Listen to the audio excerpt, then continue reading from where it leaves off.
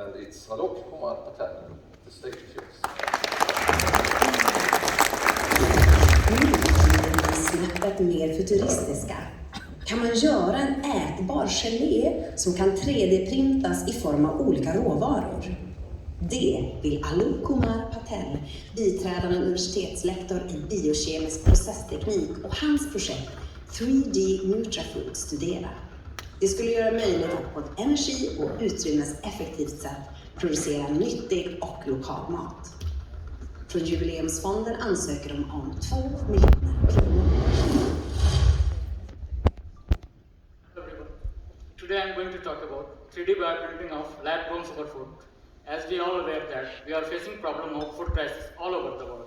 And this is mainly due to some global issues or some local environmental issues.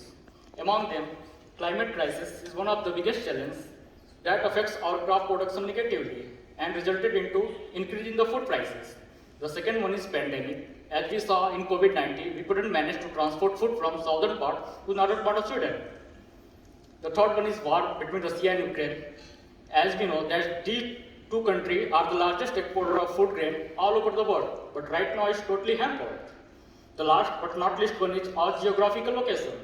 As we located in the northern part of Sweden, where we have 100 days less cultivation period if we compare it with the southern province of Skåne. And due to this region, we have mainly forest for the animal and all grains are cultivated in the southern part. So what our government is doing to tackle this problem? So they included food and water as one of the 10 prepared sector for the preparedness for the national civil defense. And recent information suggested what should be the criteria of food in the crisis. So it should be full of nutritional and calorific value. It should be prepared quickly without taking too much electricity and water. It should be stored at room temperature. So as a young researcher, what is our responsibility? So I can suggest growing food in the lab is one of the best solutions to produce large amount of food without taking too much water and land as our crop needs. So in this proposal, I will cultivate 3 or 4 different types of microalgae, maximum for 10 days in a batch, with the minimum requirement of glucose, seawater, fresh water, CO2, to produce large amount of biomass, and that biomass can be up to 15 ton per acre per year. So that is almost 100 times more if you compare with the crops, and it will take almost 96% of less water and 97% of less land. So after harvesting the biomass, I will extract different nutritional ingredients from the biomass and mix in a specific proportion to prepare a 3D printable gel. And with the help of 3D printer, I will print my superfood. Why so called it superfood? Because it will have all essential nutrients that our body needs for proper metabolism. And this superfood is specially designed for vegan and vegetarian population, but non-vegetarian population equally enjoy this food. So what novel thing I am doing here? So if you go in the supermarket, you can see a lot of vegan meat products, but they are all based on plant ingredients.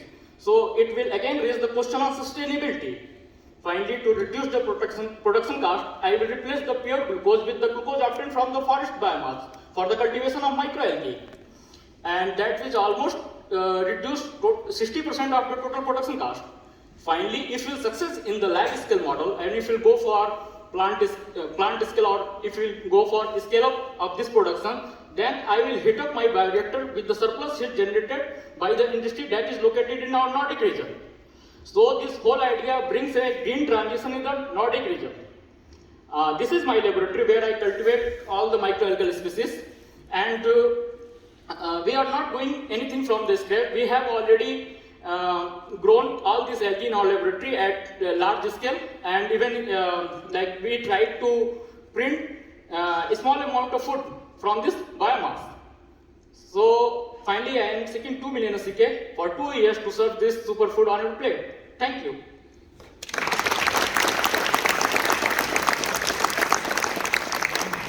Thank you, Alok, for your pitch. I will give the word to Per. Thank you. It's a pleasure to sit here and listen to all the fantastic talks. So, what a breadth or width of science that we produce at Luleå University. 3D printing of food.